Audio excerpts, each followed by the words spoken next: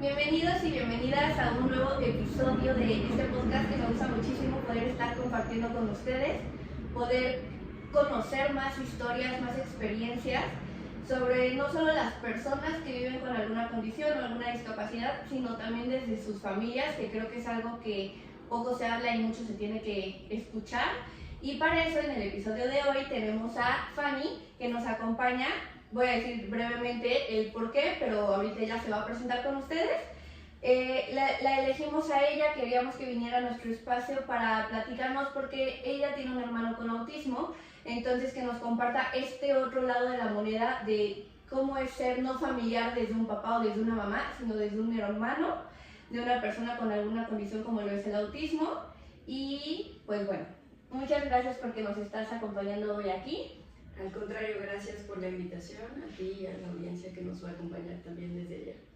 Platícanos un poco primero sobre ti. ¿Quién es Fanny? Sí, mi nombre es Stephanie Maya Jiménez, soy estudiante de licenciatura, primero en comunicación, después hice una maestría en antropología social y actualmente estoy terminando un doctorado en ciencias sociales y políticas. Soy candidata a doctora, estoy trabajando todavía una investigación y justamente mi investigación doctoral, la tesis que estoy tratando de defender, es sobre los procesos de identidad en jóvenes autistas. ¿Qué te llevó a elegir ese tema? O sea... Sí, bueno, mira, como bien ya dijiste en la introducción de esta cápsula, yo tengo un hermano autista, es mi hermano menor, yo soy parte de una familia pequeña, somos 3 hermanos. Yo soy la única mujer y soy la del medio. Mi hermano menor pues tuvo un diagnóstico dentro del espectro autista como trastorno generalizado del desarrollo no especificado, pero ese fue, digamos, el más reciente diagnóstico, ¿no? Su proceso de diagnóstico pues tuvo muchos otros diagnósticos que comenzaron, por ejemplo, con simplemente déficit de atención, o hiperactividad y se fueron modificando conforme su desarrollo y su desempeño, pues tanto escolar como en, digamos, en lo que se esperaba de aprendizaje y de desarrollo en una persona neurotípica o regular. Entonces, todo eso dio pie a que mis padres pues consultaran cómo apoyarle y entre eso pues recibió pues algunos diagnósticos médicos, ¿no? También inteligencia limítrofe, porque le realizaban pruebas, no sé, de coeficiente intelectual, entre otras, psicológicas y psiquiátricas para justo tener un buen diagnóstico, ¿no? Pero el diagnóstico ha variado a través del tiempo y también yo sé que eso, gracias a mi investigación lo sé, también sé que eso pues también depende de la evolución pues de las técnicas para diagnosticar, del desarrollo de la ciencia médica y de las convenciones que hay, ¿no? En los manuales de diagnóstico, ¿no? De cómo se consideran ciertas condiciones y cómo son diagnosticadas. ¿Y cómo recuerdas todo este proceso de diagnósticos? O sea, por ejemplo, ¿tú qué edad tenías cuando él empezó? ¿Él qué edad tenía cuando empezó todo ese proceso como de ir variando en uno y otro diagnóstico? Bueno, mira, yo soy 9 años más grande que mi hermano. Yo actualmente tengo 35, por cumplir 36, y él tiene 25. Todo empezó, digamos, mi hermano tenían ya una sospecha de que iba a tener, no me gusta la forma en la que se dice médicamente y clínicamente, pero complicaciones en el desarrollo neuronal, porque mi hermano nació prematuro, nació de 7 meses, pesando muy poquito, y no se había desarrollado por completo, ¿no? No hubo oportunidad de que se desarrollara por completo. Esto fue consecuencia de que mi madre experimentó preeclampsia y entonces la presión subía y ponía en peligro su vida y la de mi hermano. Entonces tuvo que adelantarse el alumbramiento y esto provocó pues estas complicaciones en el desarrollo neuronal. Ya se lo habían advertido a mis padres desde que se tuvo que pues apresurar el nacimiento. Pero digamos, en los primeros meses de vida de mi hermano no hubo ninguna manifestación clara de que hubiese alguna consideración, por así decirlo, ¿no? Todo marchaba normal. Totalmente, sí, totalmente. Sin embargo, pues ya, como te decía yo, ¿no? Va evolucionando en su desarrollo y hay expectativas, ¿no? Se espera, por ejemplo, que los niños caminen a cierta edad, que hablen a cierta edad, el control de los esfínteres, etc. y pues mi hermano no iba a la par de esas expectativas, entonces eso pues ya, además de la sospecha de lo que les habían advertido pues su neurólogo neonatal y otros doctores, pues digamos tenían que corroborar en qué áreas se tenía que apoyar mi hermano y en función de eso pues se acompañaron de estos pues diagnósticos, ¿no? con neurólogos principalmente, psiquiatras, psicólogos y diferentes tipos de profesionales médicos. Y tu hermano entonces, por ejemplo, digamos, empezó con esta parte de la caminada, del lenguaje, como que ahí empezaron a notar. Sí, es decir, o sea, cuando él convivía en la interacción, sobre todo, por ejemplo, escolar, en guarderías, kinder, con otros pequeños de su edad, estoy hablando de, insisto, pues el año y medio, los primeros meses fue completamente regular, digamos, o sea, no teníamos ningún inconveniente porque no había que emparejarlo con regularizarlo, que tampoco me gusta, con una expectativa de desarrollo. Sin embargo, pues cada vez fue más esperada, deseada esa exigencia, entonces como a los año y medio, 2 años ya empezaron a notar, no, tendría que estar hablando, tendría que pronunciar bien las palabras, tendría que controlar esfínteres, tendría que empezar a gatear y caminar a su vez, y no es que no lo hiciera mi hermano, sino que había un desfase, por así decirlo, en el tiempo.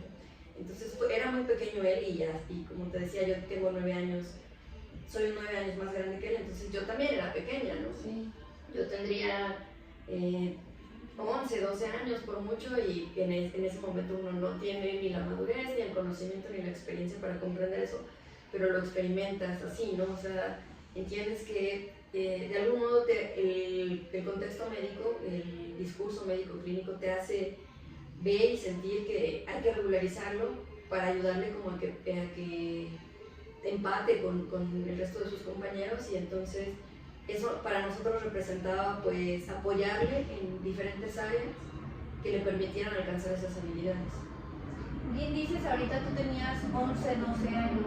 ¿Cómo recuerdas que fue para ti? ¿Cómo lo viviste? No sé, por ejemplo, tus papás tenían que estar yendo a las citas médicas, a los estudios. ¿Cómo lo vivió tú y tu hermano? ¿Los llevaban, los dejaban en casa, los dejaban con los abuelos? ¿Cómo fue que se vive como hermano todo ese proceso de diagnóstico? Bueno, te puedo hablar de mi experiencia, de la de mi hermano, no sé, igual te voy a decir un poco de lo que yo pienso que vivimos en general como familia. Somos una familia pequeña, pero yo pienso muy unida, que sabemos pues colaborar o participar todos de un mismo objetivo. Insisto, yo estaba muy pequeña, pero por ejemplo desde el momento en que iba a nacer ya había una preocupación muy fuerte en mí, ¿no? Porque en el día que se adelantó el alumbramiento, pues yo sabía, o sea, mi papá siempre, mis padres siempre fueron honestos con nosotros, entonces ellos nos comentaron, ¿no? Están en peligro la vida de tu mamá y la de tu hermano. Entonces, eso es muy impactante para esa edad, y pues sí vives la angustia y la preocupación de saber cómo resultó todo, cómo salieron, cómo están los dos, ¿no?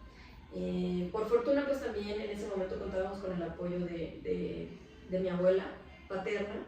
Entonces, mientras mi papá pues estaba al pendiente de mi mamá y de mi hermano, mi abuela paterna se hacía un poco cargo de nosotros, de mí y de mi hermano mayor, que es 13 años más grande que mi hermano menor. Okay. Y entonces, como ves, hay pues más diferencia con él. Si conmigo es un poco amplia la diferencia, con él es todavía más, ¿no? Entonces, ¿por qué te digo esto? Porque mi hermano ya era un poco más grande, ya tenía más conocimiento de las cosas, y por ejemplo él se preocupaba porque lo que pudiéramos hacer en casa restara pues preocupaciones y labores a mis padres, que en ese momento estaban completamente dedicados a atender a mi hermano. Entonces, y después, conforme fueron dándose los diagnósticos y el desarrollo, sí nos involucramos porque nos llamaban constantemente a terapias, incluso a acompañar, terapias para nosotros y terapias para acompañar a mi hermano menor. Y entonces tratamos de involucrarnos siempre en todo esto, pero quienes principalmente atendían la situación pues eran mis padres, ¿no? Sobre todo mi mamá, porque mi papá pues con un trabajo apretado y teniendo que también costear todo esto, porque es algo caro, honestamente, pues sí, trataba de equilibrar un poco y participar en la mayor de actividades posibles, la mayoría de actividades posibles, pero bueno, quien principalmente estaba era mi madre y nosotros y mi papá. Y sí nos involucramos todos, yo creo que lo vivimos diferente cada quien. Yo, por ejemplo, te puedo decir ahora, a mi edad, que sí reconozco mucha inmadurez en ese momento, que quizá me puse un poco celosa porque mi hermano menor recibía mucha atención y yo no entendía ni siquiera por qué. E incluso yo en muchos momentos trataba de llamar esa atención de maneras, pues no negativas, pero que sí tenían que ver con mi madurez en ese momento y la incomprensión de lo que estábamos experimentando, viviendo. Y con el tiempo eso se transformó pues en eso, en involucrarme más con lo que vivía mi hermano, en interesarme más en apoyarlo y en dejarlo crecer a su ritmo y vivir con autonomía, ¿no? Que es lo que más nos interesa, pero al principio sí, no puedo negar que la vivencia fue diferente, sobre todo por la edad en la que yo estaba atravesando, ¿no? Después ya viví angustias, mucha preocupación porque mi hermano ha tenido crisis convulsivas y episodios psicóticos, que por su condición como autista lo vuelve más propenso a esto, a estas comorbilidades. Y entonces de querer ser la que recibía la atención a querer ser yo quien lo protegiera, pues sí hubo bastantes cambios, ¿no? Y también sé que he transitado por esa sobreprotección, que me imagino a la gran mayoría de los familiares que tenemos una persona diagnosticada con alguna condición dentro del espectro autista o considerada como discapacidad, experimentamos, ¿no? Supongo también mi hermano mayor y mis padres pues pasan ese proceso. Sí, totalmente. Y aparte, vaya, lo que decías de este celo que sentías al inicio, pues totalmente comprensible, ¿no? También la edad que tú tenías. Y me sorprendió que dijiste que tu hermano mayor, pues estaba ya entrando en la adolescencia. Y que aún así, digamos, no narras esta rebeldía típica, por así decirle, de la adolescencia, sino más bien una atención, un buscar ayudar, buscar ser de apoyo, más que justo también lo normal que pudiera haberse esperado o que se pudiera haber dado como respuesta ante también algo desconocido para ustedes finalmente, ¿no? ¿Y cómo crees que ha sido después de todo el diagnóstico? O sea, digamos que no sé, tú me dirás si se enfrentó como tal a un duelo por el diagnóstico o como tal el que se los previnieran desde el embarazo hizo que lo fueran como procesando y que ya no fuera como que tan duro el golpe de tiene esto. Sí, comprendo la pregunta del duelo. Yo pienso que sí, o sea, y también gracias a la investigación que he estado realizando, pienso que sí, recibir un diagnóstico en muchas experiencias puede ser un duelo, en muchas, no en todas, porque también están los casos en los que un diagnóstico te da ese alivio, digamos, el llegar a que tú encuentres cómo explicar lo que tú ya sabías, lo que tú ya presentías. Por ejemplo, cuando los diagnósticos son a una edad más avanzada, para ciertas personas eso es más un alivio que un duelo. En nuestro caso, creo que han sabido interpretar muy bien lo que te he estado contando hasta ahora. Pues no fue tanto un duelo porque ya nos habían anticipado que podrían presentarse cualquier tipo de consecuencias, por llamarlas de un modo, del alumbramiento temprano de mi hermano. Que podrían variar infinitamente, ¿no? O sea, desde motrices o simplemente del habla, o sea, podrían ser, digamos, no había una manera segura de advertirnos cuáles podrían ser estas consecuencias, entonces ya nosotros habíamos pensado, o sea, ya nos habíamos mentalizado cada uno de acuerdo a su edad, con sus conocimientos y con las estrategias y herramientas que tenía, lo había procesado.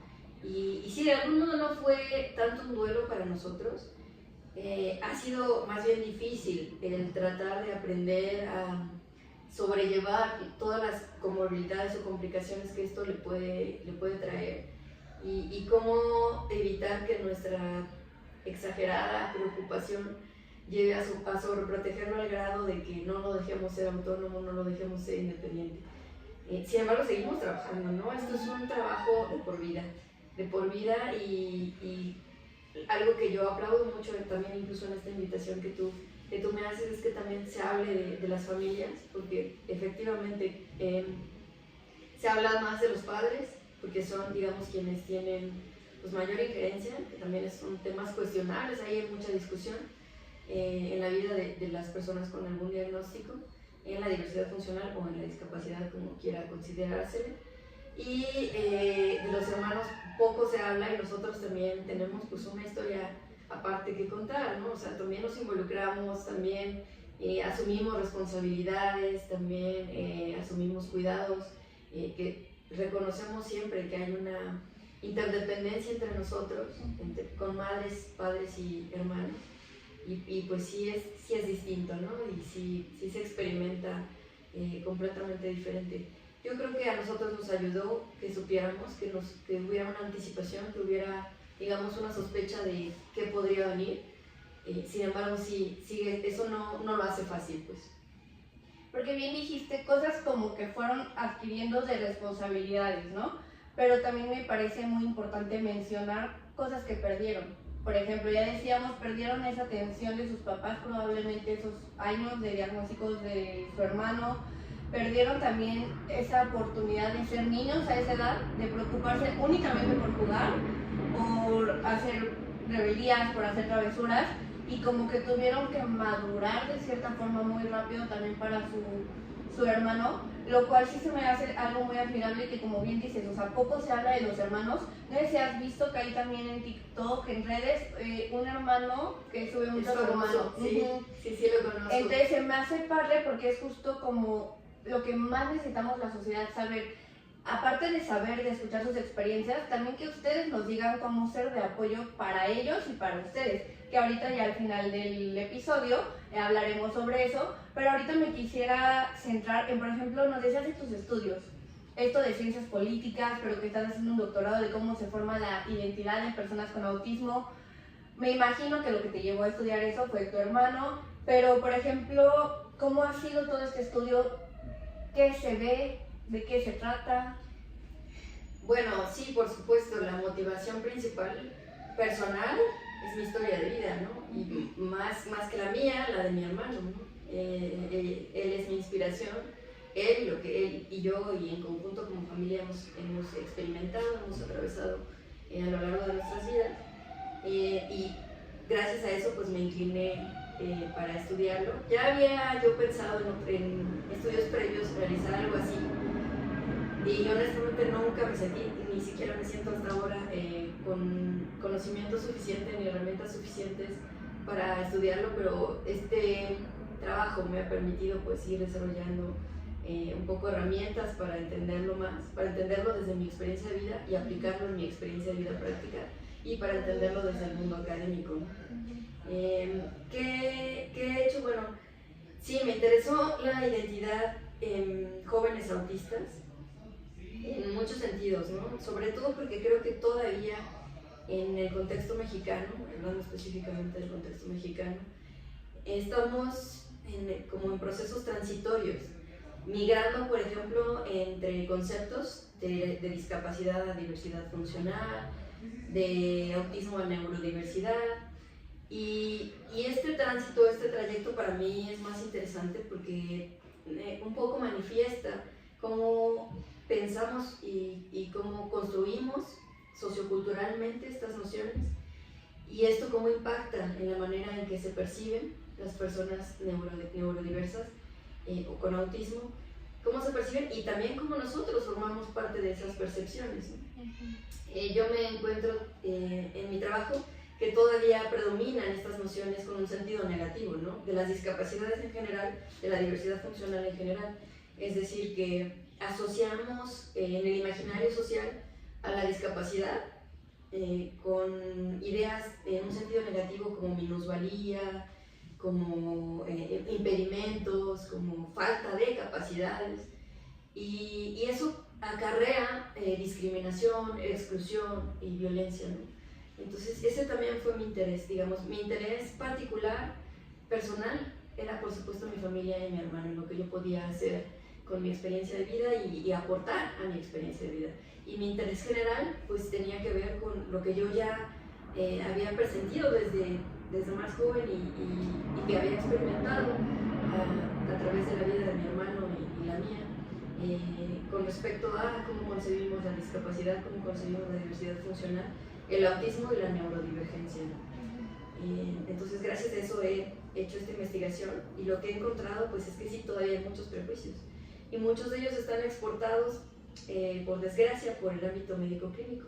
Okay. No porque esté mal, o sea, no quiero decir que tener un diagnóstico esté mal, no quiero decir que lo que hagan los profesionales de la salud esté mal, sino que mucho de esto se lleva a construcciones culturales imaginarias de las identidades que acarrean esto.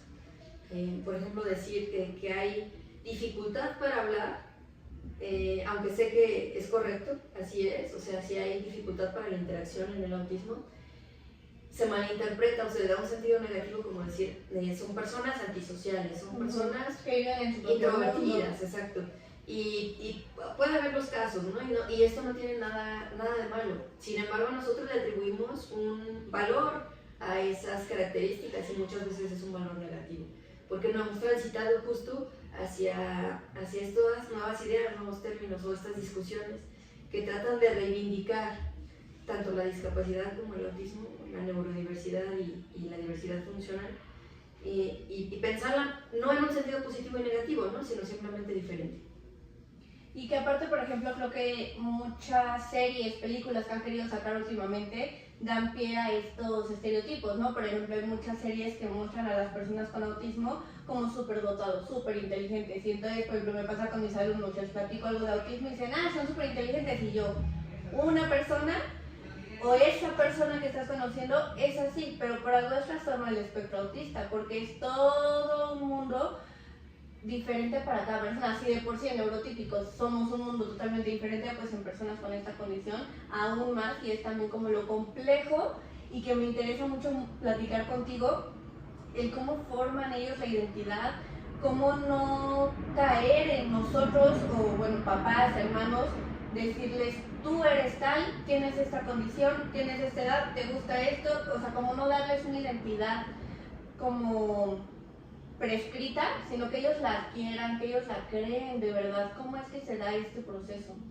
Sí, bueno, mira, en lo que he desarrollado de mi investigación, te repito, encuentro todavía que hay muchos prejuicios exportados del ámbito médico-clínico, la gran mayoría, porque incluso, por ejemplo, en el ámbito médico-clínico, psiquiátrico en específico, se habla, por ejemplo, de que las personas con autismo no son conscientes de su identidad. Por ejemplo, te lo estoy poniendo en términos regulares, no médicos, no tecnicismos médicos, pero que no son conscientes de su identidad, que no son conscientes, por ejemplo, de su cuerpo, de las emociones. Se habla mucho de ese tipo de cosas, ¿no? Entonces, desafortunadamente por estos prejuicios, poco se ha hablado de cómo acercarse a las personas con autismo justo para eso, ¿no? Como para empezar a comprender cómo es que construyen identidades, ¿no? Hay, eso sí no te voy a negar, mucho trabajo, gracias a los activismos, muchísimo trabajo de personas autistas adultas. ¿Por qué? Porque están muy cercanas a movimientos y justo lo que ellos buscan es eso, emancipar, ¿no? Emancipar estos conceptos, o sea, como decir, no hay una identidad social o médica impuesta sobre nosotros, o sea, incluso los movimientos por los derechos de personas con discapacidad ya lo establecían, ¿no? Nada de nosotros y nosotros. Lo mismo sobre la identidad, ¿no? O sea, no tendrían por qué tratar de describir procesos que nosotros experimentamos sacándonos de ellos, ¿no? O sea, porque el asumir que unos son genios matemáticos, que unos tienen habilidades de memoria en imagen increíble, o en fin, diferentes habilidades que se presentan por supuesto en el espectro, pero que no son, como bien has dicho, definitivas, es caer en estos prejuicios, en estos discursos que le siguen etiquetando, que siguen pues no imponiendo una identidad, porque al final ellos son autónomos de decidir cómo la construyen, pero que sí afectan un poco cómo se perciben socialmente, ¿no? Están también las series, películas, historias, cuentos, historietas, infinidad de productos mediáticos que reproducen estos estereotipos que ya señalabas tú, que pueden romantizar una forma de autismo, una forma de vida que no es la general, porque eso es el punto de la diversidad, ¿no? Que son muchas expresiones, muchas formas de vida, o que pueden también incluso criminalizar, ¿no? Porque también hay, por el otro lado, o sea, hay una parte en la que dicen lo que llaman porno inspiracional, ¿no? Una persona con autismo pudo llegar a la universidad y a pesar de sus dificultades, ¿no? Que es lo más leve que llegan a decir. Entonces, el hecho de que hagan esto, pues insisto, nos mantiene en esas dicotomías de pensar en el valor de las personas por ser normales o anormales, por ser sanas o enfermas, por ser capaces o discapacitadas. Por salirse de la norma. Así es. Entonces, ese es el peligro, el mantenernos en esa dicotomía, en ese pensamiento binario, nos lleva o a reproducir estos prejuicios negativos o a reproducir otros positivos, como los de lo logró, es un genio matemático, es un genio musical, etc. Si él puede, los demás van a poder. Exactamente. Y los peligrosos para mí son los dos, o sea, porque hay quien dice, no, bueno, le están aplaudiendo los logros que ha tenido en su vida, de acuerdo, pero son los mismos logros que una persona neurotípica va a tener. O sea, tendríamos que más bien aceptar que sí hay condiciones en las que ellos no han podido desarrollarse porque estructuralmente no hemos alcanzado esas condiciones y porque nosotros no hemos tenido el desarrollo sociocultural para alcanzar esas condiciones, más allá de lo que su diagnóstico o condición fisiológica suponga, más allá. Y te digo, están por otro lado estas cosas, ideas románticas, es decir, son como niños, son angelitos y que no tienen sexualidad también. Totalmente, ¿no? Que te llevan pues a estancarte como en esos estereotipos, porque al decir son como niños, ¿qué tipo de trato les damos, no? Y también qué cosas les negamos, decías tú, eso es para mí lo más importante, ¿qué estamos deteniendo? Porque les negamos el juego, por ejemplo, y nosotros como adultos seguimos jugando, ¿no? O sea, no tiene nada que ver con una etapa de desarrollo, no tiene nada que ver con un valor de la edad, de como personas que somos o qué tan maduros estamos siendo, sino el juego tendría que aparecer en cualquier etapa de la vida. Y el hecho de que lo estemos como limitando, pues habla de todos esos prejuicios. Entonces, sí sé que en el ámbito clínico te digo, hay mucha resistencia, como decir, ¿no? Las personas con discapacidades el neurodesarrollo, que es en las que entra el autismo, o incluso con las discapacidades psicosociales, como por ejemplo el límite de personalidad, también hay muchos prejuicios alrededor de esto, ¿no? No hay una sola identidad, no se puede garantizar que existan procesos identitarios. Y en mi acercamiento con jóvenes, no solo a través de mi hermano, con esta realidad, yo sé que sí los hay, ¿no? Por supuesto no ocurren como la neurotipia, pero no quiere decir que no los haya, no quiere decir que no formen sus identidades, las forman a partir de otros elementos. Muchos tienen que ver con lo que han escuchado, recibido del ámbito médico-clínico, otros con sus ambientes en los que se desarrollan. Por ejemplo, yo trabajo con niños en escuelas, educación especial, y estoy segura, son diferentes los procesos identitarios que los que están en una escuela regular, que reciben apoyo, por supuesto, pero que están inscritos en una escuela regular y conviven o interactúan con jóvenes más neurotípicos que en los casos de una escuela de educación especial. Y por ejemplo, más específicamente, ¿cuáles son estas diferencias? Bueno, mira,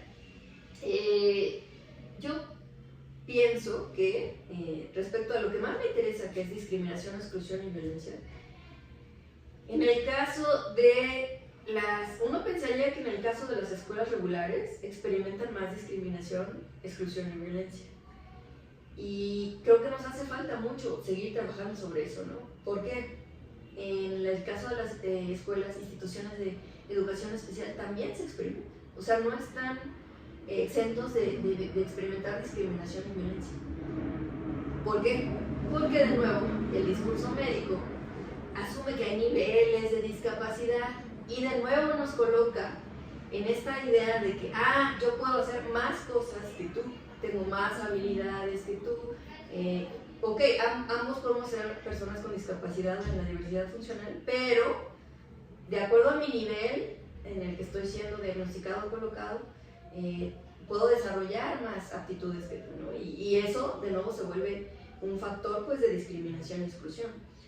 Ahora, esto no quiere decir que sean personas, por ejemplo, los jóvenes autistas, de antemano sean personas que hagan bullying, que discriminen, no, sino que en el medio en el que se han desarrollado han aprendido también eso, y como un medio o método de supervivencia también lo utilizan en sus interacciones, ¿no? Por ejemplo, me he encontrado muchos casos en que tratan de demostrar que no tienen una discapacidad, que te preguntan, a ver, dime una operación muy difícil, la que tú creas que una persona de mi edad no puede hacer. Y tú planteas, formulas apoyando esa dinámica, formulas una operación, te la resuelven. Y lo que ellos quieren es demostrarte que está más allá de su diagnóstico, que lo que dice su diagnóstico no es. Y al mismo tiempo esto lo utilizan con compañeros que saben que tienen un diagnóstico en otros niveles y que, por ejemplo, ellos mismos son testigos o están presenciando que les cuesta trabajo, no sé, escribir, hacer operaciones matemáticas, aprender otra lengua, en fin, habilidades que, como te digo, más bien son una expectativa de regularización académica, que están pensadas para un contexto neurotípico, no para un contexto neurodiverso, ¿no? Entonces, como se dan cuenta, insisto, no es que discriminen porque hay algo como de maldad intrínseca en ellos, ¿no? Sino que es una forma que han aprendido porque ellos han sido objeto de esa discriminación, sujetos de esa discriminación, y entonces lo han aprendido y así lo desarrollan también. ¿Qué diferencias hay? Sus procesos identitarios yo pienso que son similares a los neurotípicos. Es decir, tú te sabes mujer y te identificas como mujer. Eres además, yo en mi caso, ¿no? Hermana. Soy además neurotípica. Soy además maestra. Soy católica. En fin, puedo agregar infinidad de círculos de pertenencia de los cuales ellos son muy conscientes, ¿no? Más allá de lo que dice la psiquiatría, sí son muy conscientes, ¿no? Nos sorprendería seguir indagando cómo en realidad además son sujetos políticos muy activos. ¿A qué te refieres con eso? Por ejemplo, uno pensaría que por la etapa en la que se encuentran, en la que los intereses quizás emocionales son pues distintos, no les interesa tanto la política, prejuicios de nuevo, ¿no? Y sin embargo no, o sea, recuerdo muy bien un ejemplo en una clase de ética y de valores, estaban hablando sobre la honestidad. Y recuerdo que estaban participando los jóvenes al respecto de la honestidad, tratando de describirla, tratando de definir cómo alcanzamos la honestidad. Y uno de ellos hablaba, ¿no? Y recordó a un personaje político, como Roberto de Champs, ¿no? Que fue muy deshonesto con todo, o sea, la corrupción en la que estuvo involucrado y... ¿Me explico? O sea, son muy conscientes de la realidad política y también ya han asociado todo lo que aprenden a lo largo de la vida con esa realidad política, ¿no? Y hablan, ¿no?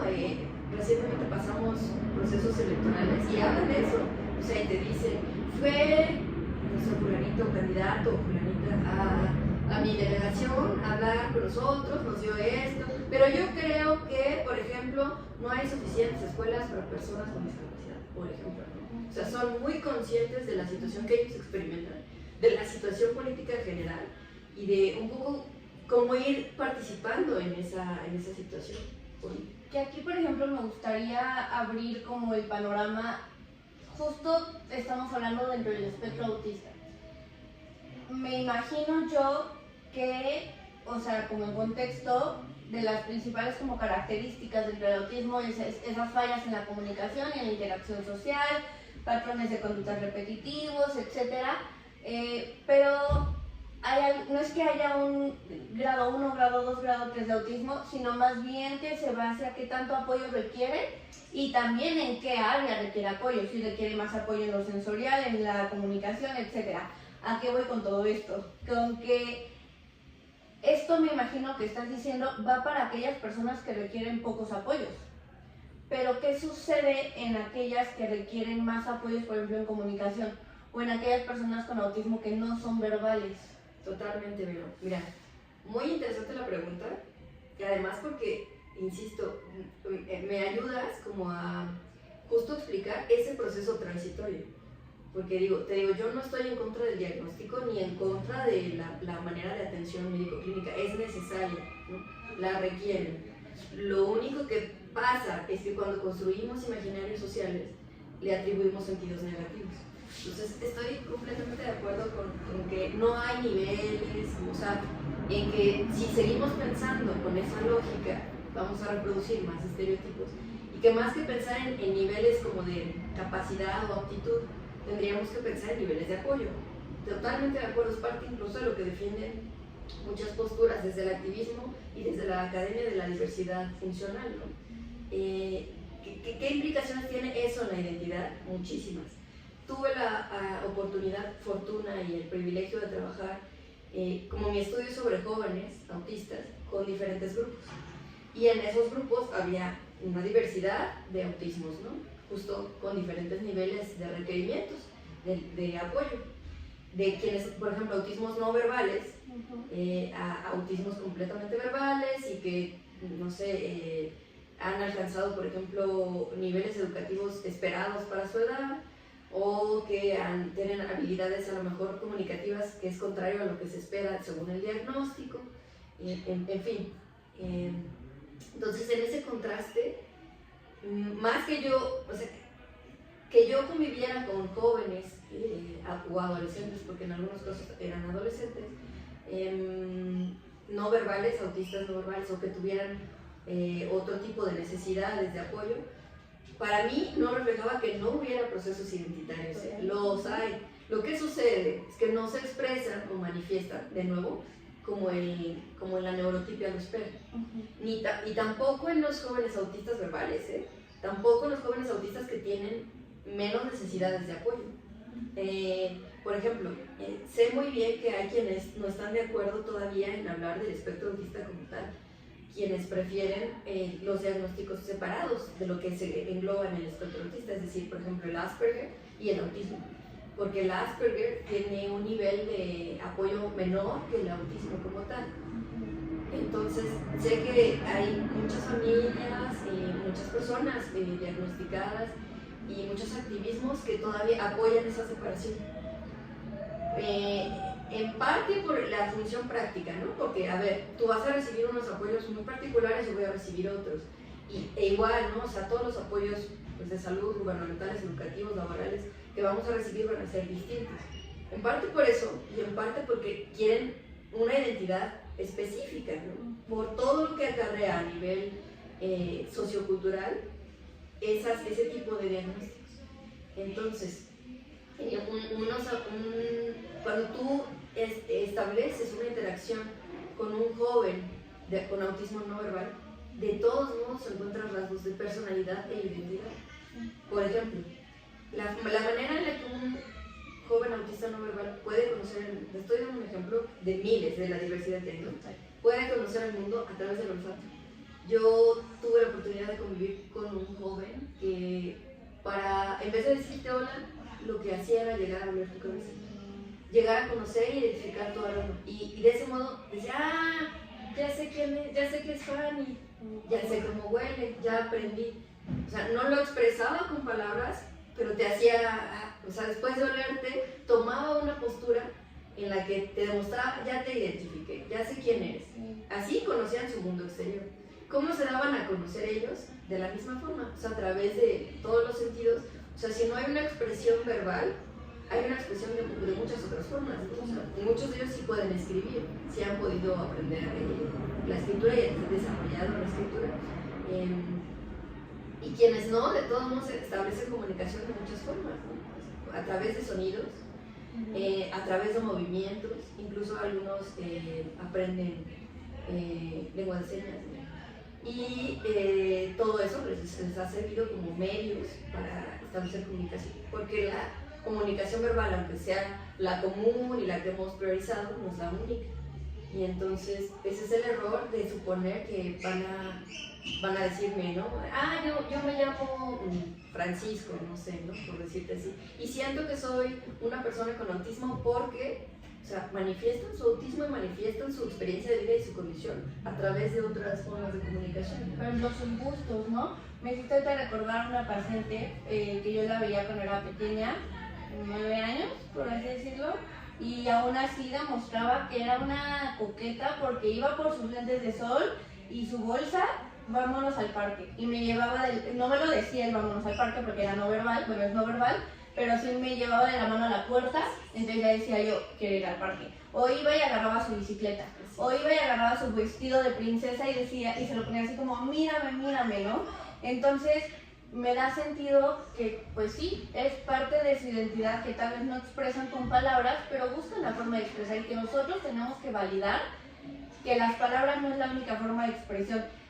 Y ahorita se me hace muy loco, como se me vino a la mente, que de neurotípicos no les has escuchado como el lenguaje del amor. Mi lenguaje del amor es más contacto físico, más actos de servicio. Pues así como ya podemos decir esos lenguajes del amor, pues ya podemos decir también que hay lenguajes, como hay inglés, como hay francés, como hay español, hay también lenguaje corporal, y que creo que no está tan reconocido, o que la lengua de señas yo creo que se daría para otro episodio, que fuera un idioma, ¿no? Porque finalmente, pues es una forma de comunicación que tenemos que validar también, y que está también complejo porque pues nos exigen ahorita, por ejemplo, ya en un trabajo que de base sepas inglés, pero lengua de señas totalmente no. Entonces, está interesante justo esto que vas diciendo de cómo se forma la identidad o la personalidad en las personas con discapacidad, en este caso con autismo, y recalcar que sí se forma.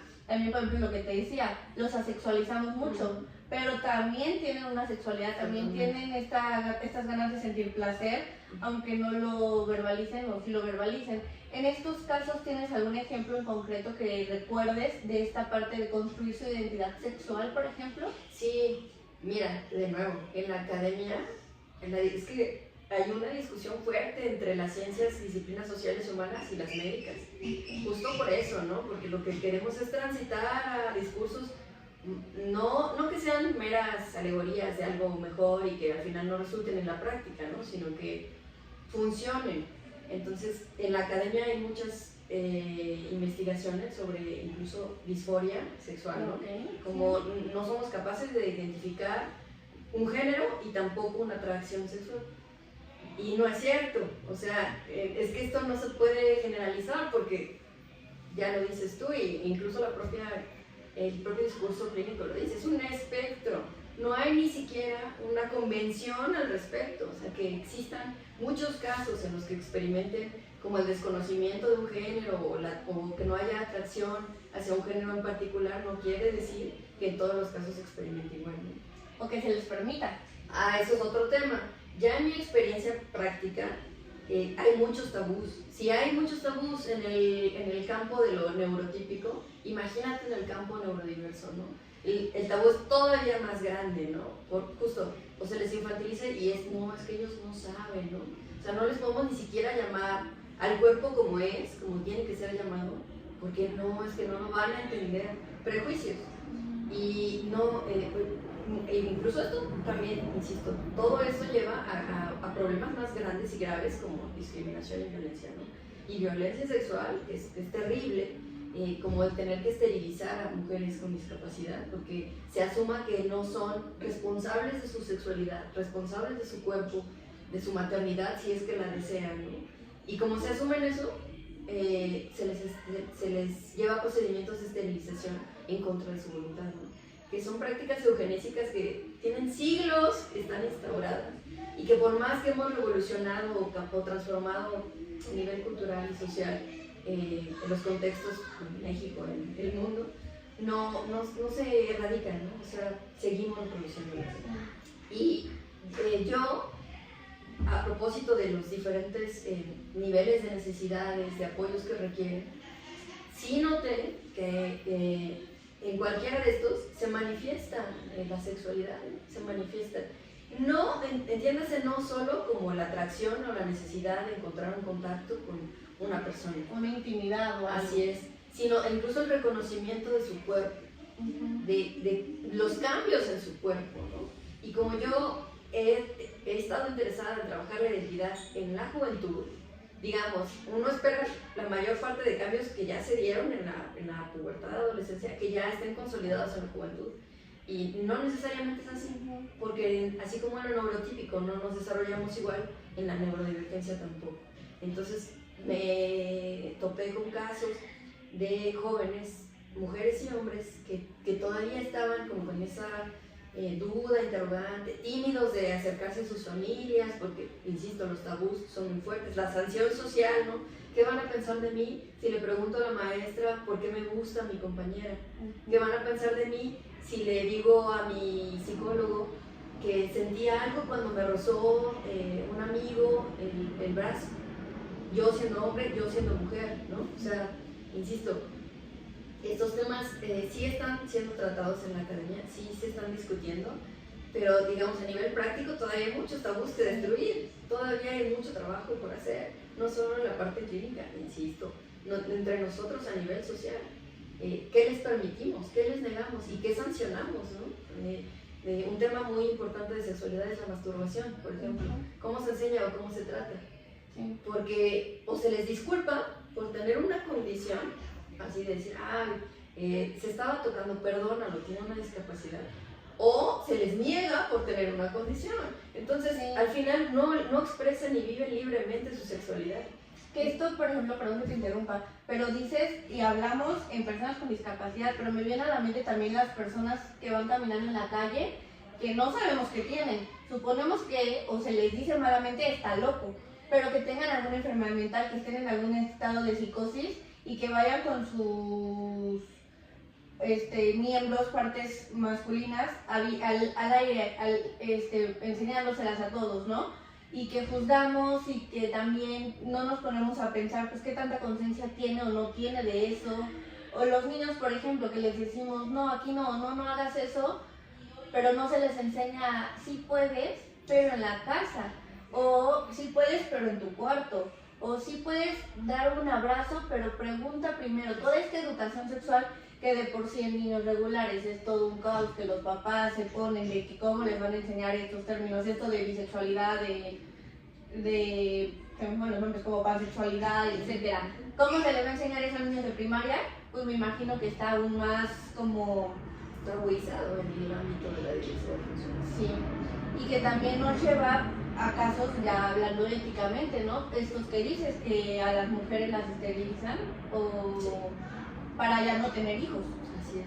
Que también entraría otro punto, o sea, que tanto es también para protegerlas, porque también son víctimas. Totalmente. Y no me quisiera, de verdad, no quiero meterme a ver las estadísticas, que si es que existen, muchas, terribles, de violaciones, sí, a personas con discapacidad, en general, no solo autismo. Existen estadísticas, el asunto es que no todas son denunciadas. A ver, contémplalo en el caso neurotípico. Las denuncias de experimentar violación son muy pocas. Sí. Por el temor a tu agresor, etcétera, etcétera, etcétera. Imagínatelo en el caso de la diversidad funcional, es todavía más difícil que presenten una denuncia. Entre tantas cosas, de nuevo, aparecen los prejuicios, no se les cree, o necesitan ir acompañados de sus tutores, en fin. Entonces, digamos, su testimonio ya está desestimado por default. Entonces, imagínate una proporción real, si hay estadísticas que son alarmantes, imagínatelas multiplicadas por una proporción real de lo que deberían ser esos casos. No, y que me gustaría sumar a lo que dices, o sea, denuncias de los que son verbales, pero y todos los que no son verbales. Salía en una serie que me acuerdo ahorita que vi de una chava que estaba en estado de parálisis o de coma, algo así, en el hospital, pero mentalmente sí estaba despierta y que estaba embarazada. Y cómo se llevaba, ponle un año así, fue abusada sexualmente, y también pasa, y no hay esta prevención, no hay esta educación sexual, y que como dicen las estadísticas, bueno, ya nos dijiste que son alarmantes, y no quisiera ni verlas, y que creo que esto nos da pie a que hablemos sobre esos mitos que existen en México, ¿no? Tanto de la personalidad de personas con autismo como de el cómo viven ellos, o sea, ¿a qué mitos te has enfrentado tú, has visto y has tenido que luchar para desmitificar también? Pues muchos, te decía yo, hace un momento platicábamos, ¿no? Está la parte romántica de enaltecer o decir, son genios matemáticos, son grandes talentos en artes, música, y digamos como decir, su neurodivergencia queda en segundo plano, porque fueron genios, ¿no? Y eso también desconoce todas las necesidades que sí tienen, ¿no? Todas las dificultades que afrontan. no solo discriminación, exclusión y violencia, sino por ejemplo, pues como en el caso de mi hermano, las comorbilidades que impactan en tu salud y por lo tanto en tus interacciones diarias, ¿no? O sea, cuando tú, como en el caso de mi hermano, experimentas una convulsión que te tira y te deja como noqueado un cierto periodo de tiempo, horas, el volver al mundo cuesta trabajo, ¿no? Entonces no es, digamos, simple ese proceso. Y entonces están estos mitos como que solo, son genios, ¿no? O están en su mundo, déjalos ahí y ya. Por un lado, y te decía yo, el otro lado que también es peligroso es el de criminalizarlos, ¿no? También tengo el caso, una anécdota triste de un joven que, con autismo, salía por las noches porque le gustaba más el clima, más el silencio, más la tranquilidad, al parque que estaba cerca de su casa a hacer ejercicio, en donde pues tú te encuentras ya estos aparatos en los que puedes realizar actividad, y en una de esas salió, pero como tiene lo que clínicamente o en el aspecto médico llaman estereotipias, que son movimientos un poco involuntarios que se desencadenan pues por ansiedad, por alegría, en fin, o sea, como nuestros tics en la neurotipia, que no digamos que no necesariamente vinculamos con algo negativo en la neurodivergencia, son estas estereotipias, como aleteos o brincos, movimientos con los pies. Y entonces estaba haciendo ejercicio, tranquilo, con muy poca gente alrededor, era de noche, empezó con una estereotipia, y en ese momento una patrulla que se encontraba pues alrededor del parque, pues circulando para proteger a la ciudadanía, lo vio y como que le pareció extraño, sin conocimiento de razón, lo suben a la patrulla con la justificación de que estaba o masturbándose, o estaba loco, o estaba teniendo pues era rara pues la actividad, y que no le gustaba al resto de la comunidad que estaba ahí y que los ponía en peligro, ¿no? Entonces imagínate, insisto, todos los prejuicios y todas las ideas que estamos asociando a la diversidad funcional permanecen latentes y permanecen desencadenando muchos problemas, ¿no? Porque los graves de los que yo te hablo, que son estos tres, discriminación, exclusión y violencia, desencadenan muchos otros, que por discriminación y exclusión no se les da un trabajo, no estamos nunca llegando a garantizar su autonomía, su independencia, ¿no? Y no pensando la independencia como una idea romántica de decir tú solo vas a salir adelante, porque ni siquiera la neurotipia es posible, somos interdependientes, sino pensando en que ellos decidan, en que ellos puedan alcanzar un trabajo digno, porque incluso en el ámbito jurídico necesitan un tutor, ¿no? Entonces, que alcancemos todas esas como victorias de autonomía para que ellos logren emanciparse de esos prejuicios y de estas cadenas que los mantienen como atados a algo. Eso es en lo que tendríamos que trabajar, destruyendo los prejuicios, ¿no? Respecto a lo que hablábamos. O sea, así como hay cosas buenas que les romantizan, hay cosas malas que les criminalizan. Y por ejemplo, de esta gran diversidad de personas con las que has podido tener contacto dentro de alguna condición o discapacidad, hablando en el autismo, ¿qué diferencias has notado entre los que sí han recibido un apoyo adecuado y entre los que no? Bueno, te puedo decir, más que apoyos adecuados o inadecuados, los calificaría como redes de apoyo. Entonces, sí te puedo decir que las personas que en la diversidad funcional, no solo en el autismo, que tienen más redes de apoyo, han alcanzado más esa autogestión, esa autonomía, esa un poco independencia, te decía yo, han alcanzado más porque les han permitido pues adquirir pues, conocimientos, experiencias, habilidades sobre las demandas que hay en el mundo social, y que con ello pues pueden ya no aspirar a la regularidad, ¿no? O sea, no aspirar a regularizarse, por ejemplo, académicamente, sino a que siendo conscientes de su situación, de la situación en la que los ha colocado el esquema, la estructura social, y de la condición en la que fisiológicamente se encuentran, cómo pueden alcanzar pues un trabajo digno, una educación buena, un pues, desarrollo personal, emocional sano, porque pues requieren mucho apoyo también emocional, ¿no? Ellos y sus familias. Entonces, mientras más redes de apoyo tengan, se encuentran en una mejor situación con respecto a, pues eso, ¿no? A que tienen, pues, o han podido atender más aspectos de salud, aspectos laborales, aspectos educativos, psicológicos, emocionales, que es algo muy difícil, porque todas estas redes también dependen mucho pues, de factores económicos, políticos, entre otros, ¿no? Sí, que aquí, por ejemplo, quiero que hagamos como un parteaguas, por así decirlo.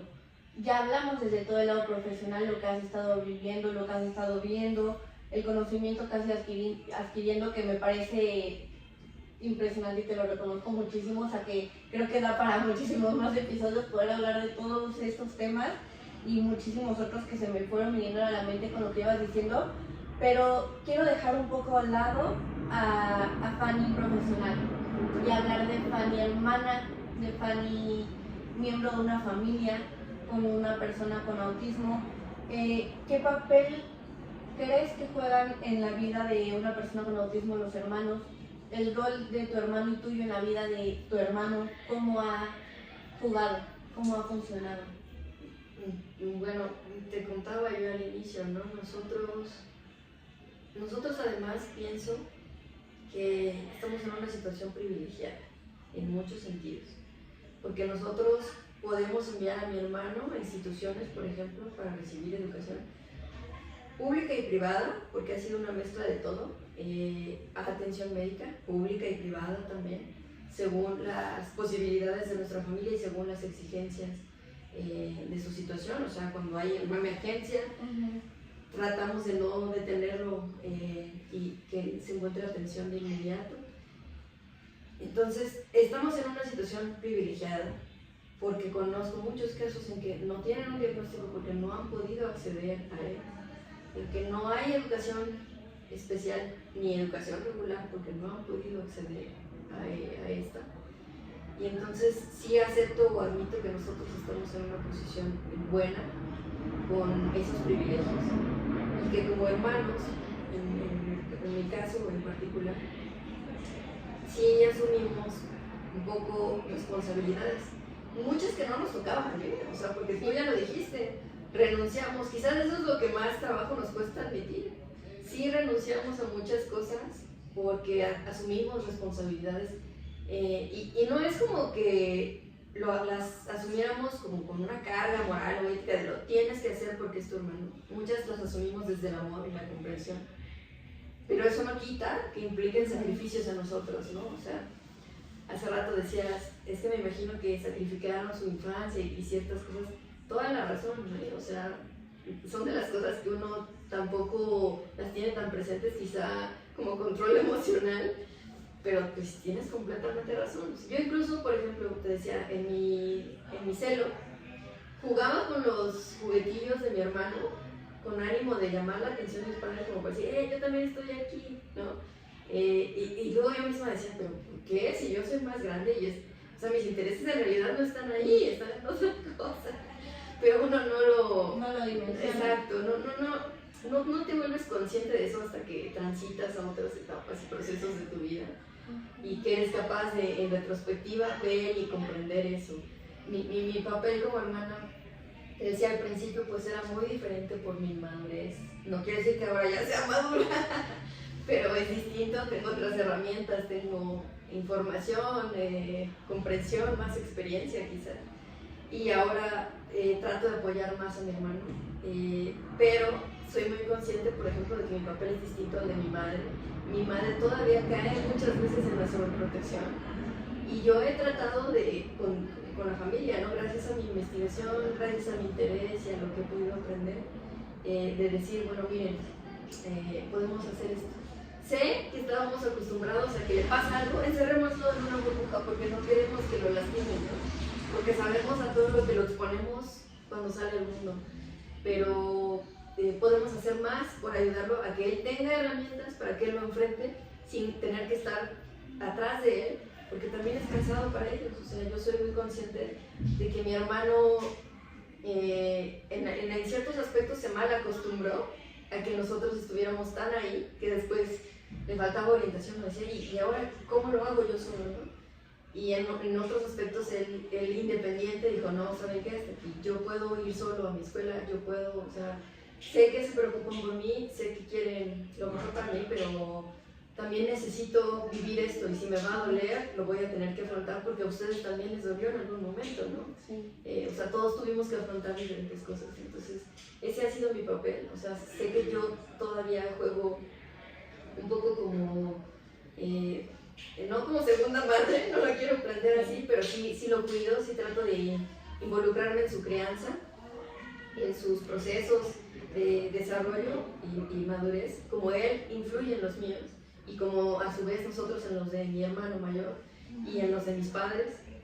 Entonces, pues estamos muy activos, tratamos de todos interactuar en la misma medida y de participar, ¿no? O sea, no, te digo, no como una responsabilidad moral y como algo que tengamos un deber nada más, sino igual desde el amor y la comprensión de querer aportar para que su vida sea mejor. Y ahorita con esto que dices de que los quisiéramos proteger, creo que en general también una mamá quiere proteger comúnmente siempre a sus hijos. Hay una frase que me gusta que dice hacia la gente que quieres como, no te puedo evitar las heridas de la vida, pero sí puedo prometer, o no te puedo prometer que no vas a tener heridas de la vida, pero sí te puedo prometer que voy a estar ahí para ti. Entonces creo que eso es lo valiosísimo de lo que estás diciendo, del rol que estás teniendo como hermana y de lo que nos has estado compartiendo. Ahora, en retrospectiva, pensando un poquito con todo lo que nos has compartido, ¿qué retos y aprendizajes crees que has tenido como hermana de una persona con autismo? Y que te gustaría reconocerte también, o sea, que piensas que ahorita de pensarlo hagas conscientes y digas, no me había dado cuenta de esto, que te lo reconozcas también tú, lo que has logrado y aprendido. Híjole, quisiera decir que he aprendido ya bastante, yo pienso que me falta mucho todavía por entender, pero agradezco lo que hasta ahora he podido eso ir aprendiendo, e ir comprendiendo más también que aprenderlo, comprenderlo. ¿Qué más puedo reconocer? Bueno, es que mira, también la pregunta fue muy buena en el sentido de que a veces nos desfasamos de los papeles que a veces desempeñamos. ¿Cómo? Me explico. Yo soy hermana, pero muchas veces participé casi como su segunda madre y lo admito contigo, ¿no? O sea, en el momento en que no estaba mi madre porque pues tenía ella que hacer alguna otra actividad, pero yo estaba apoyando a mi hermano, yo me comportaba como si yo fuera su madre, ¿no? Entonces, ¿qué he aprendido? A que hay cosas que no me toca hacer y que aunque yo quiera ayudarle, lo que me toca es primero reconocer el papel que estoy desempeñando como su hermana y segundo reconocerle a él, sobre todo ese, ¿no? Es decir, ya no llegar y decir, toma, aquí está tu comida, toma, tú quieres esto, a ti te gusta esto, esto te hace bien, sino a ver, ¿qué te gustaría comer? O sea, hacerlo, insisto, promover que ellos son sujetos activos en todo, ¿no? Te hablaba yo de política hace rato, pero son activos en todo, ¿no?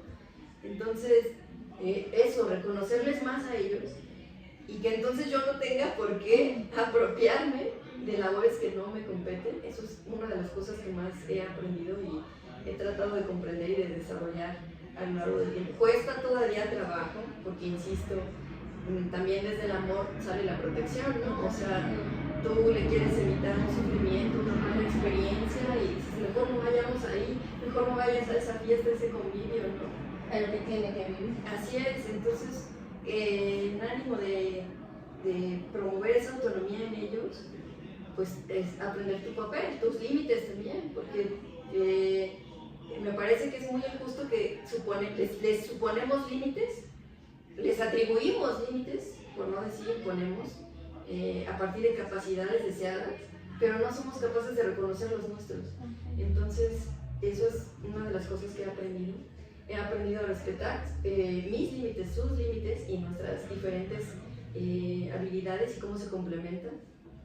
Hay un concepto que me gusta mucho que es el de ecosistemas funcionales y que en vez de pensar que existen capacidades idóneas de una persona y que las hacen tener o adquirir un valor, llamadas personas sin discapacidad, vivimos en ecosistemas en los que hay múltiples funciones, en que todos desarrollamos a lo mejor la misma cosa, es decir, tú vas a leer un libro en braille si quieres, igual que yo con la vista, pero ambas lo vamos a leer. Y entonces yo tengo que reconocer cómo está funcionando para ti esa lectura, esa forma de desempeñar esa actividad y no esperar que lo hagas igual que yo, ¿no? O sea, reconocer esa diferencia. Eso es lo que más he aprendido, ¿no? Reconocer y aceptar. Sí, porque te digo, es lo que cuesta, ¿no? En el mundo en el que vivimos, en el que están todavía tabús, prejuicios, discriminación, exclusión, o sea, no quiero sonar repetitiva, pero sí, es la constante, ¿no? Es la constante. Sanciones sociales. En este mundo, pues, yo pienso que lo que más he aprendido es a respetar esa diferencia, reconocerla en mí, reconocerla en él y promoverla en ambos.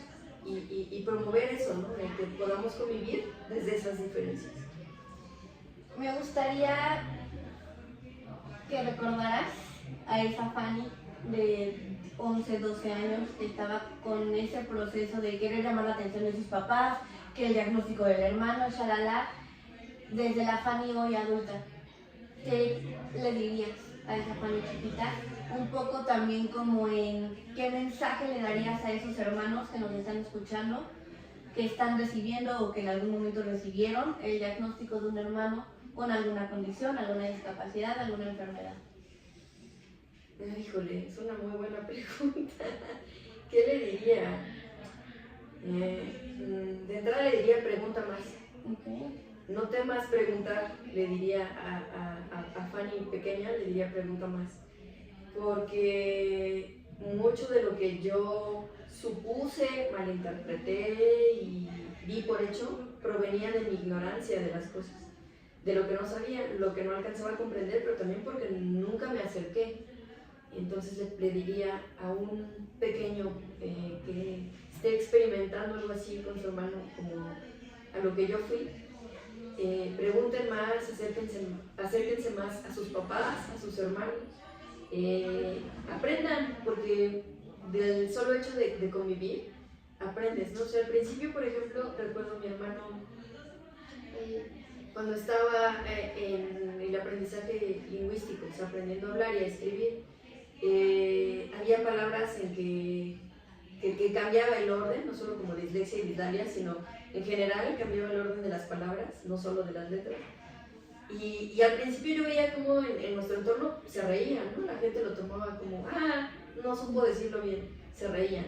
Después eso se volvía pues desencadenante de otras cosas y yo igual reproducía, lo dijo chistoso. Y después con el tiempo, y esto también me pasó con una mami, cuando yo entrevisté a la mamá de uno de los jóvenes con quienes pude trabajar, me decía hasta se vuelve poético, ¿no? O sea, tú ya te empiezas a involucrar tanto con la forma de ser de la persona, en este caso mi hermano, que encuentras un sentido hasta poético de cómo son. O sea, lo que en otro momento yo percibía como un error, a mí me gustaba más la manera en la que mi hermano decía o expresaba ciertas cosas que la forma tradicional o común de hacerlo, ¿no? Por ejemplo, en algún momento me decía, ¿no? Durante una de sus crisis, sintió fiebre y decía, cobíjame con el agua para que la fiebre baje, ¿no? Y la gente decía, eso no tiene coherencia, o sea, estaba, por el proceso que estaba atravesando, estaba casi alucinando, ¿no? Y para mí fue hasta poético, ¿no? Y yo decía, acercándome más, aprendiendo más, conviviendo más con él y sobre todo siendo más receptiva y sensible y perceptiva de lo que él está haciendo, viviendo y sintiendo, he aprendido más. O sea, con la idea de pregunten más, quiero decir, pues traten de informarse de todo, pero tampoco hay que quedarnos con eso, ¿no? Si lo que queremos es comprender a los nuestros, estén o no en la diversidad funcional, pues es a través de interactuarnos, a través de convivir, a través de eso, de aprender unos de otros, que logramos comprendernos mejor. Yo, gracias a eso, he aprendido. O sea, de niña te digo, en mi celo, al jugar con las cosas de mi hermano también aprendí que le gustaba más a él. Aprendí que le fastidiaba, porque lo que a mí me da miedo no es lo mismo que le da miedo a él, ¿no? Entonces, en esas interacciones, en esa convivencia diaria, se aprende mucho más que lo que un diagnóstico te puede decir, que lo que un artículo científico te puede decir, lo que una tesis te puede decir. Es decir, aproximarse a su experiencia de vida siempre es lo más valioso. Y eso, seguir investigando, no quedarte con una sola cosa, aprender siempre.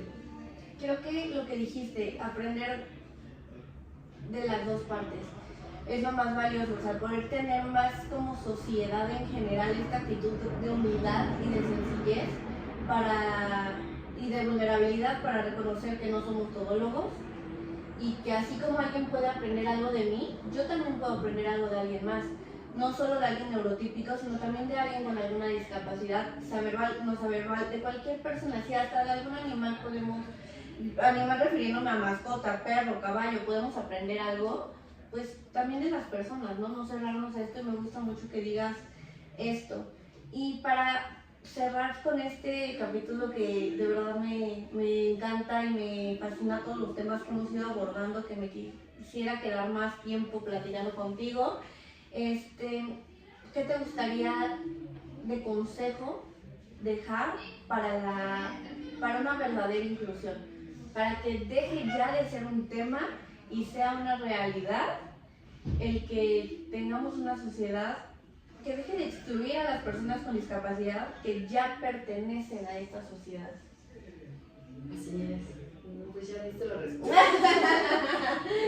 Sí, pues es que pensar desde tener que incluirles es ya excluirlos, ¿no? O sea, hace rato platicábamos previo a nuestra sesión y pensaba en un panorama de lo que necesita, por ejemplo, el país o en general, o en un microcontexto, ¿no? La Ciudad de México, para mejorar la situación y condición de las personas en la diversidad funcional.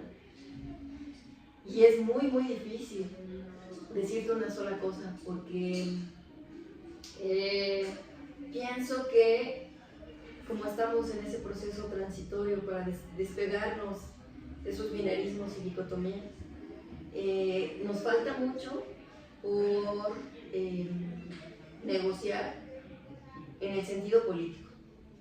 Nos falta mucho porque el sentido político es una cosa, o sea, ahí estamos trabajando, o sea, el reconocimiento jurídico, los apoyos en salud, los apoyos laborales, en fin, los derechos. Así es, que es parte del reconocimiento político, pero como sociedad es otro tema. O sea, si como sociedad no trabajamos en la comprensión de la diferencia como un aspecto cotidiano, difícilmente llegaremos al ámbito político, al ámbito jurídico, a lo laboral, a lo educativo, a la salud, con una mejor comprensión de las cosas y con verdaderas propuestas que contribuyan a la no inclusión, a que estemos integrados como lo que somos, en una diversidad amplia de personas, diversidad general, funcional, de género, de grupos étnicos, en fin, una diversidad riquísima, y que lo que deberíamos hacer es reconocernos más que integrarnos, ¿no? O sea, más que incluirnos, porque es la palabra como que se espera, ¿no? Alcanzar la inclusión. Pero ya desde ahí ya estamos plantando que existe la exclusión, ¿no? O sea, si necesitamos incluirlos es que los estamos excluyendo. Entonces, yo pienso que hace falta más del reconocimiento de esa diversidad a nivel social, que nos permita llegar después al ámbito político y el resto de ámbitos que tenemos que trabajar con una mejor concepción de las cosas. Y sobre todo, lo principal que tenemos que hacer es dejar que ellos sean quienes expresen qué necesitan, cómo son sus identidades, por ejemplo, cómo les gusta ser reconocidos, qué necesitan en todos los ámbitos de su vida y eso, ¿no? O sea, cómo participar efectivamente como participamos todos. Y si me dejas añadir, o sea, creo que no solo ellos, sino también ustedes como familia, que se escuche más. Que así como está ahorita ya mucho el lema de nada de ellos sin ellos, creo que también nada de las personas con discapacidad y familias, sin incluir a las familias, sin escucharlas, sin validarlas, y de verdad te agradezco de todo corazón que te abras aquí con nosotros. Tus investigaciones estoy segura que también van a ser un super parteaguas para todo lo que estamos viviendo y necesitamos de información, experiencias, y gracias por haber estado en este espacio. Un placer, un gusto compartir con ustedes y ojalá que sigamos aprendiendo en colectivo. Sí, y pues para los que escuchen el episodio, ya para cerrar, me gustaría nada más pedirles nuevamente que se suscriban, por favor, porque nos ayuda mucho para poder seguir escuchando más historias, creando más anécdotas juntos, compartir más, abrir la conversación, y que nos dejen en los comentarios también algún comentario que le quieran dejar a Fanny, alguna experiencia que tengan, algún tema del que les gustaría que hablemos, y que generemos más diálogo respecto a esto para que, como le decía Fanny, deje de ser un tema, sea una realidad. Y nada, nos vemos en el próximo capítulo. Muchas gracias.